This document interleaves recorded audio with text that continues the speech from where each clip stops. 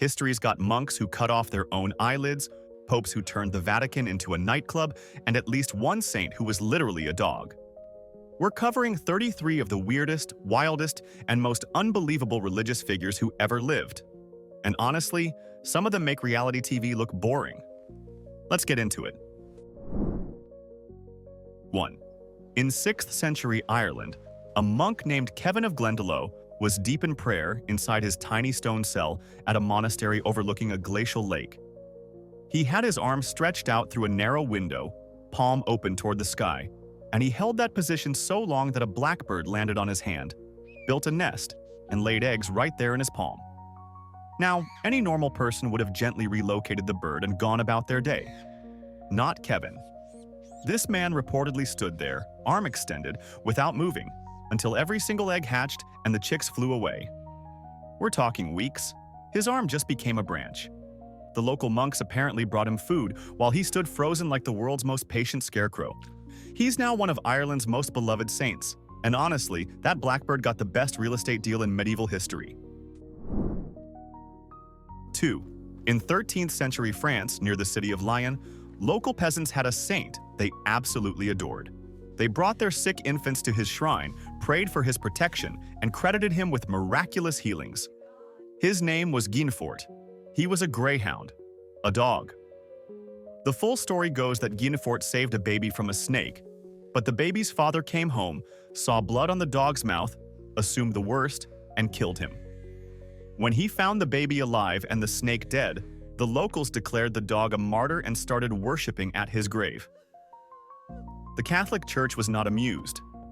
A Dominican friar named Stephen of Bourbon discovered the cult, called it deeply offensive, had the shrine destroyed, and banned the practice. But here's the thing. Locals kept venerating Guinefort in secret for nearly 700 years, all the way into the 1900s. The church said no. The people said, he's a good boy. 3. Between the 11th and 19th centuries, certain monks of the Xiuquan Buddhist sect in Japan practiced something called Sokushinbutsu, which translates roughly to becoming a Buddha in this very body. Sounds peaceful, right? It was not. The process took about a decade. First, the monk would spend 1,000 days eating only nuts, seeds, berries, and tree bark to strip away all body fat. Then came another 1,000 days of eating only bark and roots, while gradually drinking a tea made from the sap of the urushi tree, which is literally toxic and used to make lacquer. The poison made their bodies so unappetizing that insects wouldn't touch them after death. When they were basically walking skeletons, they'd seal themselves inside a stone tomb with a bell and a breathing tube. They'd ring the bell each day to signal they were alive. When the bell stopped, the tube was removed and the tomb sealed. Around 20 monks actually pulled this off, and their mummified bodies are still on display in Japanese temples today. 4. Pope John the Twelfth became head of the Catholic Church around the year 955, likely while still a teenager, and he immediately set about turning the papacy into his personal playground. According to contemporary accounts, particularly from the Bishop Liutprand of Cremona, John turned the Lateran Palace into something resembling a high-end brothel. He allegedly ordained a 10-year-old as a bishop, gambled with church funds, blinded his spiritual father, castrated and killed a cardinal, and reportedly toasted the devil during drinking sessions. He was also accused of setting buildings on fire, invoking demons while playing dice, and refusing to make the sign of the cross. The church tried to put him on trial, but he basically told them to get lost. His death, around age 27, was as dramatic as his life. Most sources say he suffered a fatal stroke while in bed with another man's wife. Some accounts claim the husband caught them and delivered the killing blow himself.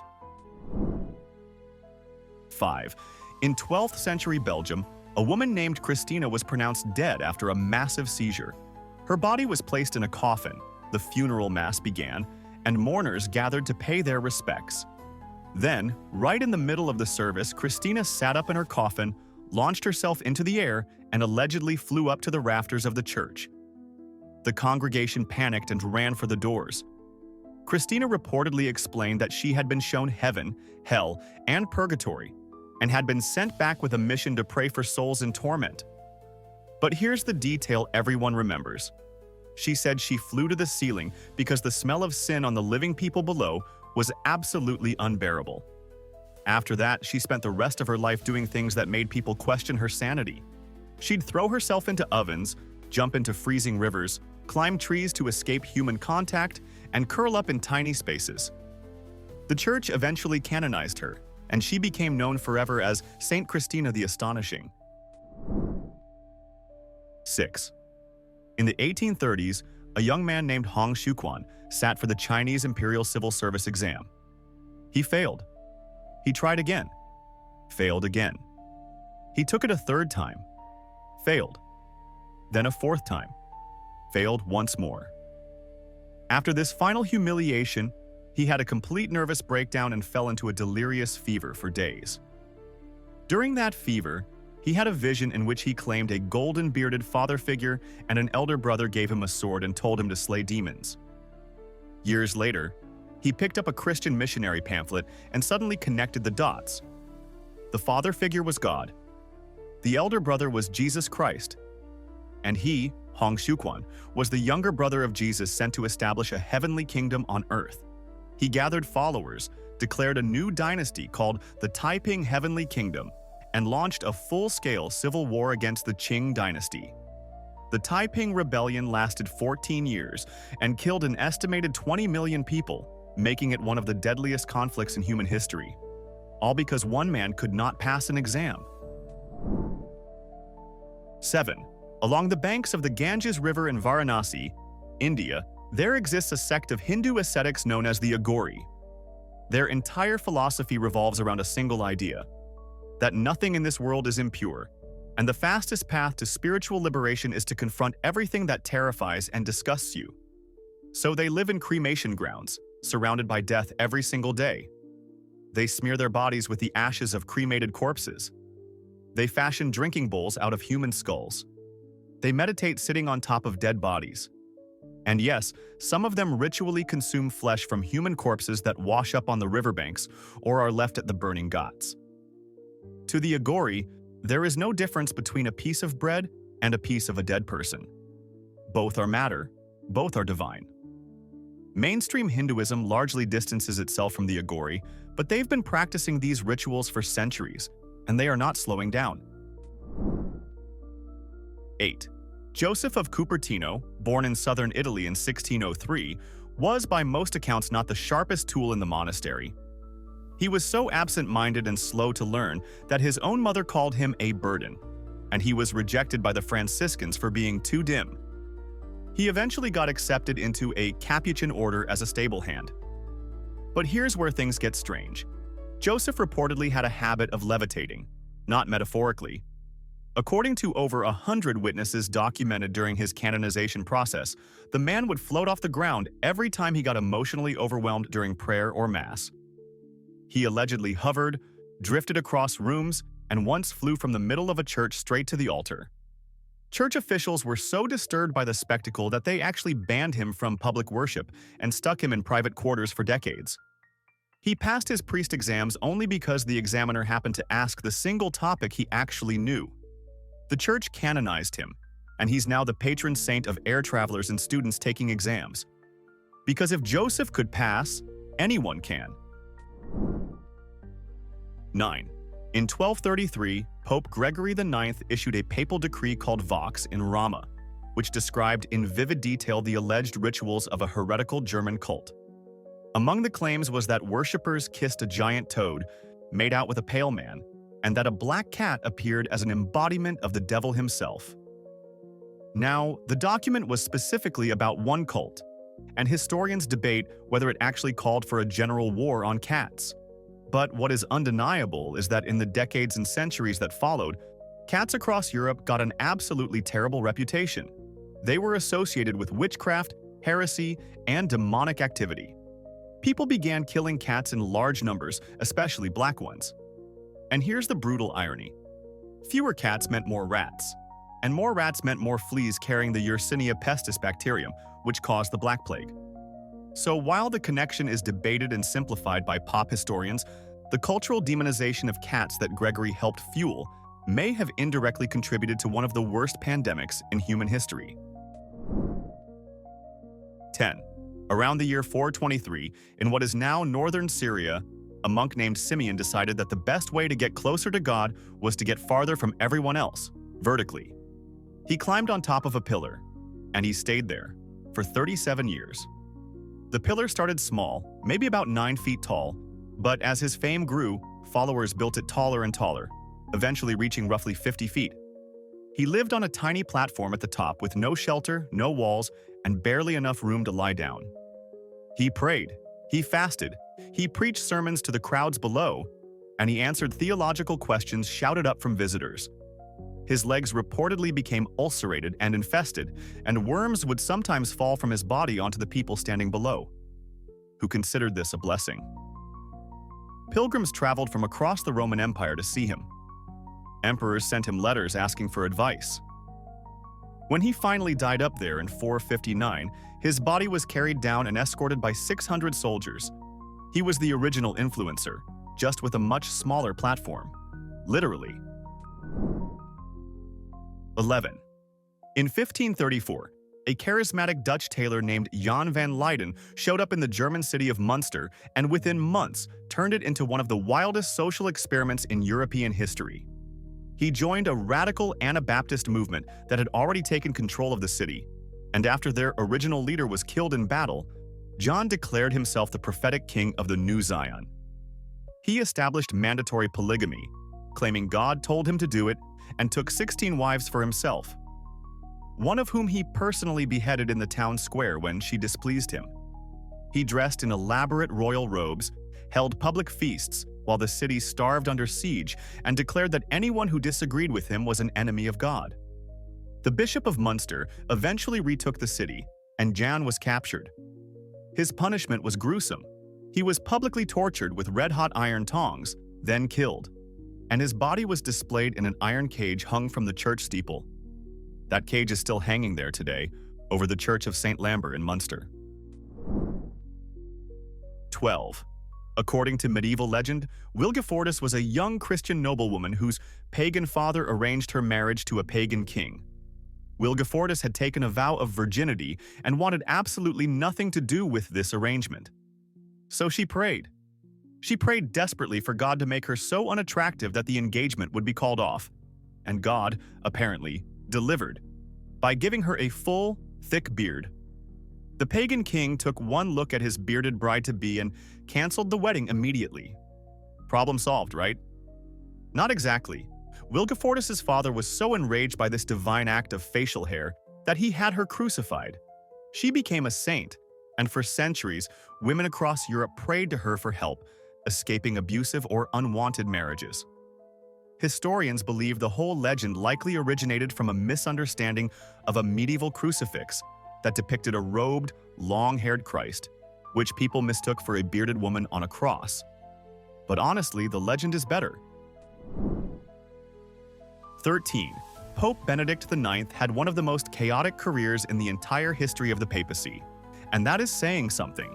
He became pope around the year 1032, and while his exact age is debated, most historians agree he was absurdly young, possibly around 20, though some medieval sources claim he was as young as 11 or 12. By all accounts, his personal conduct was scandalous, with accusations of robbery, murder, and behavior so appalling that one bishop called him a demon from hell in the disguise of a priest. But the truly wild part is that he held the papacy 3 separate times. He was driven out of Rome by angry citizens in 1044, then fought his way back. Then he decided he actually wanted to get married, so he sold the papacy to his own godfather, who became Pope Gregory VI. But then Benedict changed his mind, showed up again, and tried to reclaim the throne. 3 papacies, 1 sale, and 0 shame. He remains the only man in history to have sold the office of Pope. 14. Bodhi Dharma is a semi-legendary figure credited with bringing Chan Buddhism from India to China around the 5th or 6th century, which eventually became Zen Buddhism in Japan. He's one of the most important figures in the history of Eastern philosophy, and his image, a fierce, wide-eyed, bearded monk, is iconic across Asia. According to legend, Bodhi Dharma spent 9 years meditating while facing a cave wall. 9 years, but at some point during this marathon of silence, he fell asleep. He was so furious with himself for this perceived failure that he sliced off his own eyelids and threw them on the ground. And here comes the poetic twist. Where his eyelids landed, tea plants supposedly grew from the earth. That's the origin myth for tea in some East Asian traditions. The guy literally ripped off a part of his face, and the world got one of its most beloved beverages out of it. Every cup of green tea you have ever enjoyed exists, according to this legend, because one monk had extreme anger management issues about napping.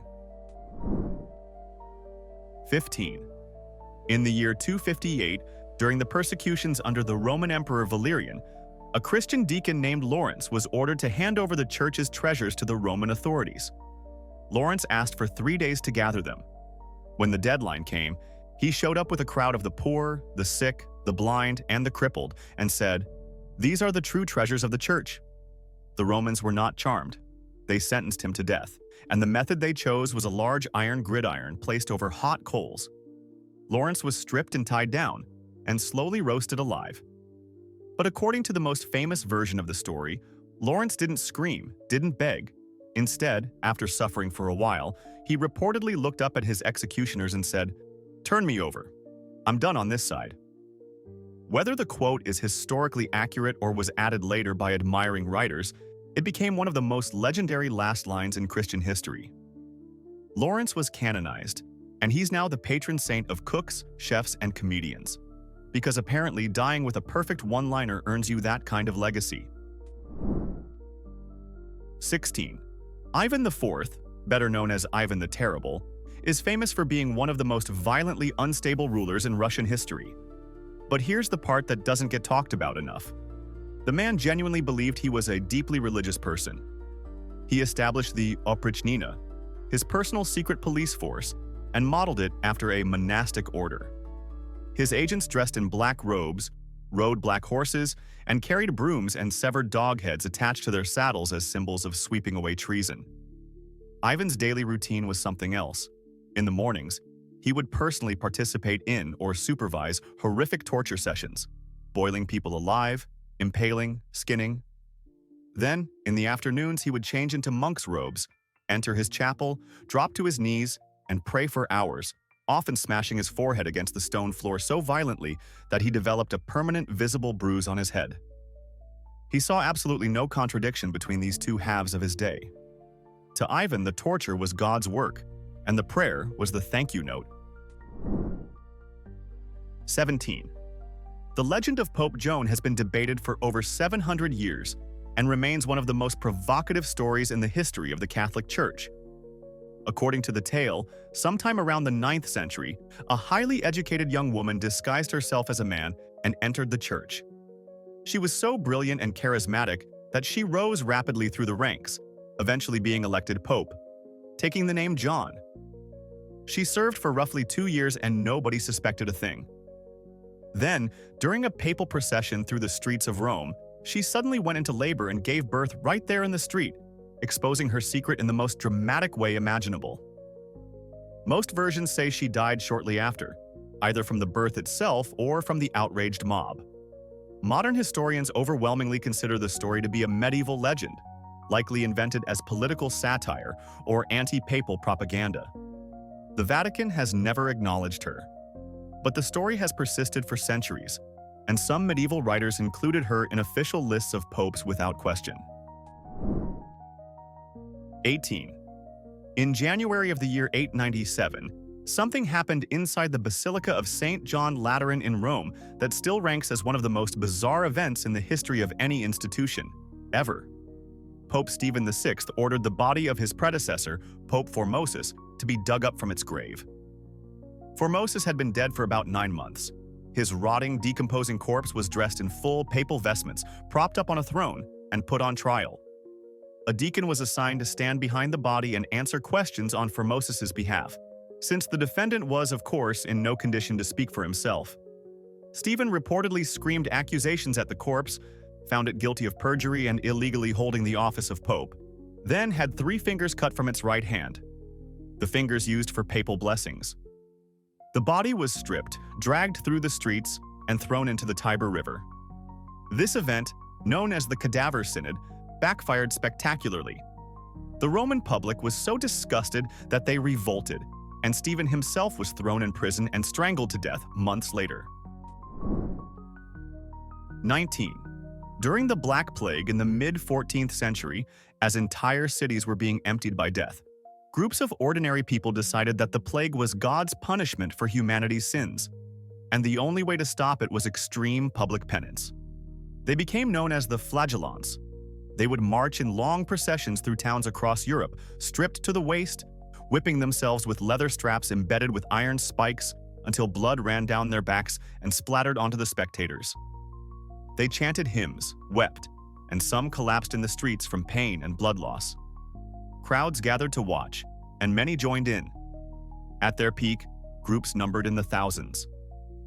The movement spread from Germany to the Low Countries, France, and beyond. Church authorities initially tolerated them, then grew alarmed.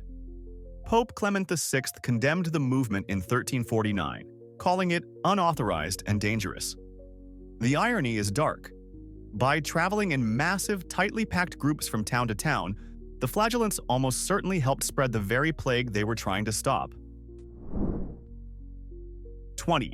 Pope Leo X, born Giovanni de' Medici, became head of the Catholic Church in 1513 and reportedly said upon his election, "God has given us the papacy, let us enjoy it."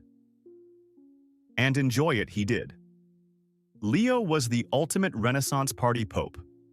He threw lavish banquets, spent money like it was going out of style, and blew through the Vatican's treasury in roughly 2 years.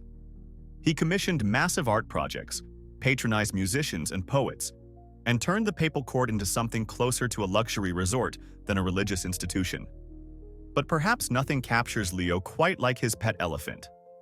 In 1514, King Manuel I of Portugal sent Leo a young white Indian elephant named Hanno as a coronation gift.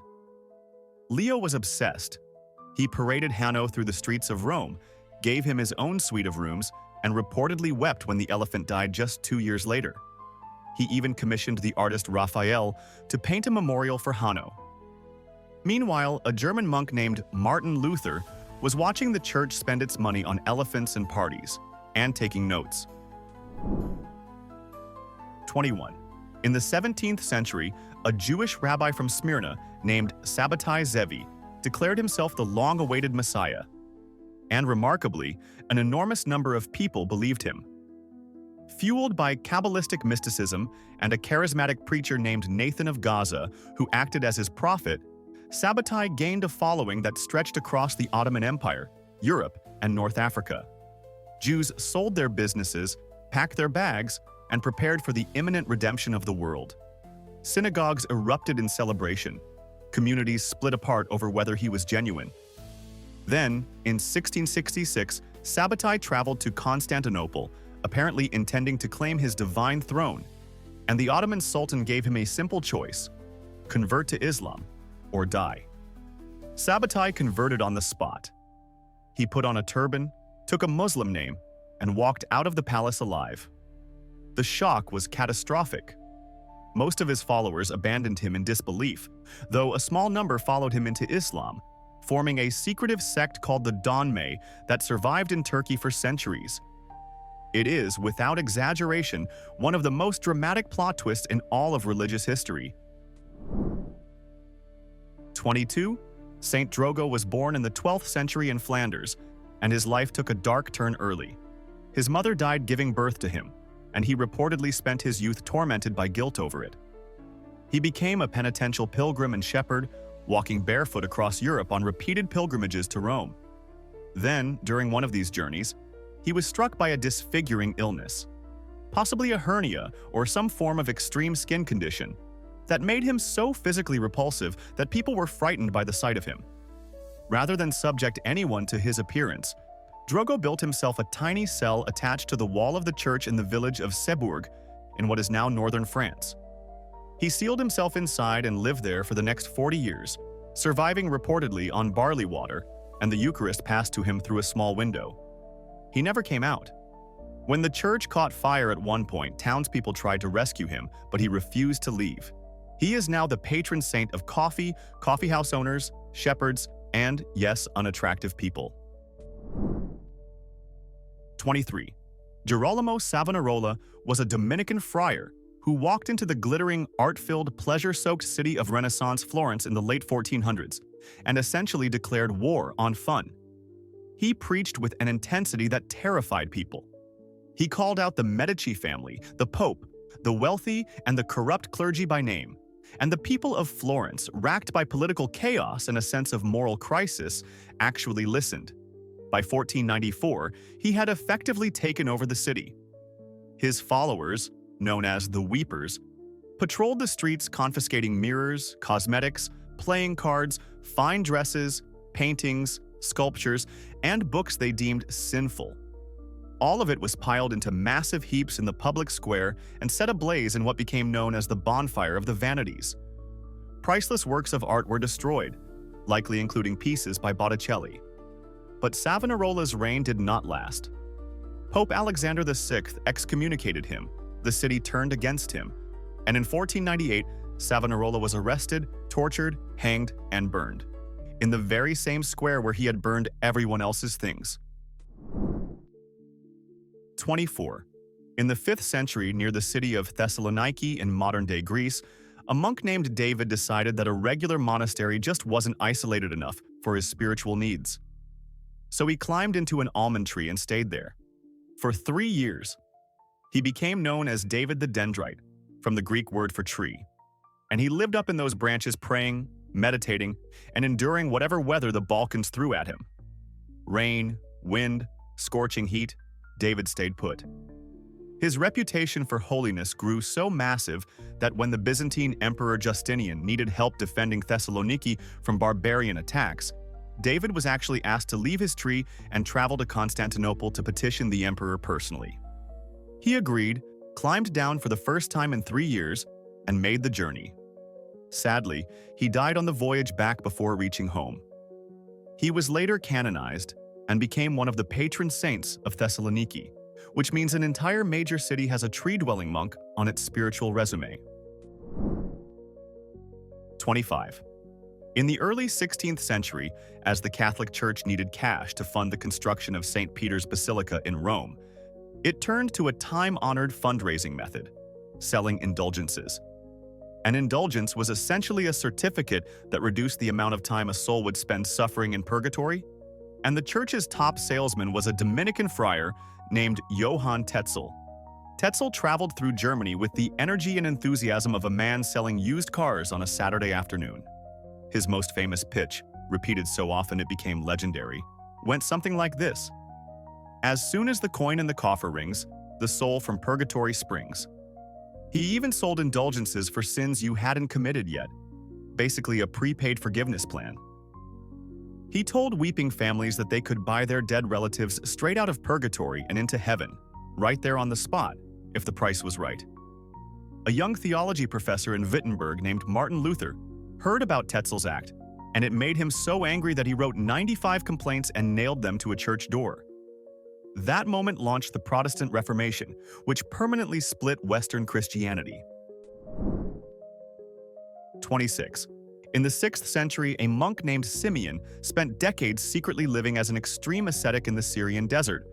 But when he finally returned to civilization in the city of Emesa, he decided the best way to hide his holiness was to act completely insane. On his very first day in town, he dragged a dead dog through the streets on a leash. During church services, he threw nuts at the priests and blew out the altar candles.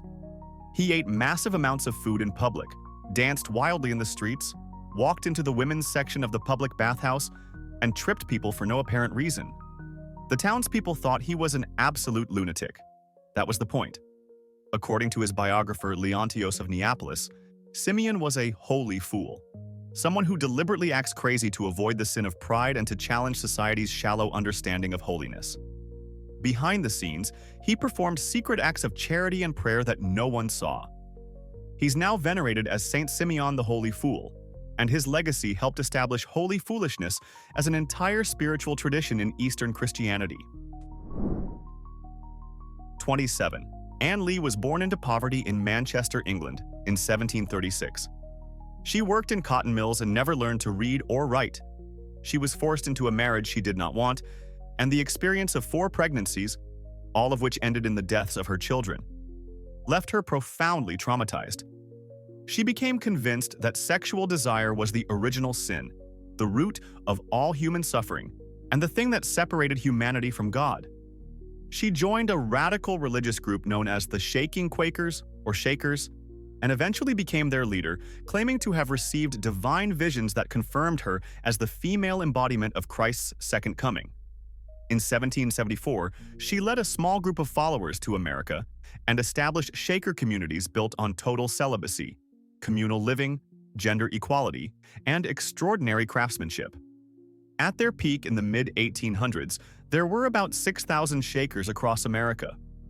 But here's the structural problem with building a religion around a strict ban on reproduction. You run out of members.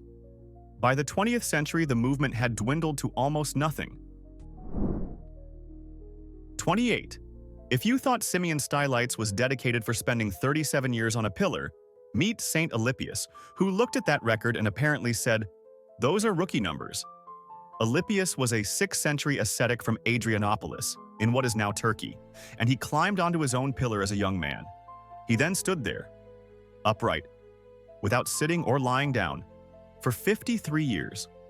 Over half a century, standing on a platform barely large enough to turn around on, exposed to wind, rain, sun, and freezing cold. His feet eventually gave out, which, honestly, is less surprising than the fact that they held up for 5 decades. But instead of coming down like a normal person, Alypius simply lay down on his side and continued living on the pillar for another 14 years. That's 67 years total on a pillar. He preached to visitors from up there, offered spiritual guidance, and even helped establish a couple of monasteries from his horizontal position. He died around the age of 100, having spent virtually his entire adult life off the ground. 29.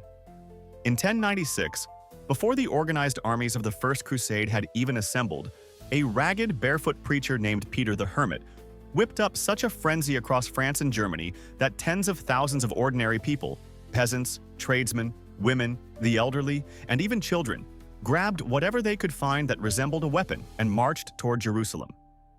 This became known as the People's Crusade, and it was a disaster from the moment it started. They had no military training, almost no supplies, and very little understanding of how far away the Holy Land actually was. Along the way, mobs attacked Jewish communities in the Rhineland, committing horrific massacres. When they finally made it into Anatolia, modern-day Turkey, the Seljuk Turks annihilated them. Thousands were slaughtered in a single ambush near the town of Sivato. Peter himself survived because he had gone back to Constantinople to request more supplies before the battle. He later joined the actual First Crusade and was present when Jerusalem fell in 1099, but history mostly remembers him as the man who led a mob of untrained civilians to their deaths. 30. Pope Urban VI was elected in 1378 during one of the most turbulent periods in church history, and he immediately became one of the most frighteningly unstable men to ever wear the papal tiara. He started out as a reform candidate, but power seemed to unhinge him almost overnight. He screamed at cardinals during meetings, physically attacked a bishop, and became consumed by paranoia that his own allies were conspiring against him. When several cardinals did plot against him, partly because he was acting increasingly unhinged, he had them arrested and personally oversaw their torture. Contemporary accounts describe Urban pacing in a garden reading his breviary, his prayer book, out loud while his cardinals were being tortured nearby, reportedly raising his voice to cover the sounds of their screams. He eventually had at least 5 of them executed, though some sources say their bodies were never found. The Western Schism, which saw rival popes ruling from Rome and Avignon simultaneously, was partly a direct result of people deciding that Urban was simply too dangerous and unstable to lead the church alone. 31. In April 1649, in the middle of the chaos following the English Civil War, a small group of radical Protestants led by a man named Gerard Winstanley walked to a patch of common land on St. George's Hill in Surrey and started digging. That's it. They just started turning over the soil and planting vegetables. They called themselves the true levelers, but everyone else called them the diggers for obvious reasons. Winstanley believed that private property was a sin, that the earth belonged equally to all people, and that the enclosure of common land was a form of theft against the poor. His plan was to feed the hungry by farming land that nobody was supposed to own. They planted parsnips, carrots, and beans, and built a few modest shelters. Local landowners were not amused. They sent thugs to destroy the crops, beat up the diggers, and burn down their huts. The authorities scattered them within a year. Winstanley's movement collapsed, but his pamphlets survived, and today he is considered one of the earliest theorists of communal property and a forerunner of modern socialist and anarchist thought. 32. In the year 1373, a 30-year-old Englishwoman named Julian lived as an anchoress, a person who voluntarily locks themselves in a small cell attached to a church to devote their life entirely to prayer. But before she sealed herself away, she made a request that baffled even her contemporaries. She prayed to God for 3 specific things: a vivid vision of Christ's suffering, a serious physical illness that would bring her to the edge of death, and 3 spiritual wounds: contrition, compassion, and an overwhelming longing for God. And she got what she asked for. She fell desperately ill, so gravely that a priest was called to administer last rites. As she lay dying, she received 16 intense mystical visions of Christ's passion, which she later spent the next 20 years writing about in a book called Revelations of Divine Love. It's considered the first book written in English by a woman. Her most famous line, "All shall be well, and all shall be well, and all manner of things shall be well," has comforted people for over 6 centuries. She deliberately sought suffering as a spiritual tool, and from that suffering, she produced one of the most hopeful texts in Christian literature. 33. On January 1st, in the year 404, the Roman Colosseum was packed with spectators watching gladiators fight to the death, as they had for centuries. Somewhere in that crowd was a monk named Telemachus, who had traveled to Rome from the eastern part of the empire. As the fighting began, Telemachus couldn't bear what he was seeing. He pushed through the crowd, climbed over the barrier, and ran straight onto the arena floor, placing himself between the gladiators, shouting for them to stop in the name of Christ. The crowd was furious. They had paid for blood, not a sermon. According to the 5th century historian Theodoret, the spectators stoned Telemachus to death right there on the sand. But his death was not in vain. When the Roman Emperor Honorius learned what had happened, he was reportedly so moved by the monk's sacrifice that he issued a decree banning gladiatorial combat across the empire. After roughly 500 years of organized killing for entertainment, one unarmed monk walking onto the sand ended it all. His name was almost forgotten by history, but what he did changed it. So there it is. 33 of the strangest, wildest, and most unbelievable religious figures who ever lived. From pillar-dwelling monks to corpse trials to a greyhound worshipped as a saint, these stories prove that when it comes to faith, humanity has absolutely zero chill. Now here's a question. If you could bring one of these figures back to life and sit them in front of a camera for a modern interview, who would it be, and what's the first question you'd ask? Drop it in the comments, because I know some of you have answers that are going to be unhinged. If you made it this far, hit that subscribe button and leave a like. It helps more than you think.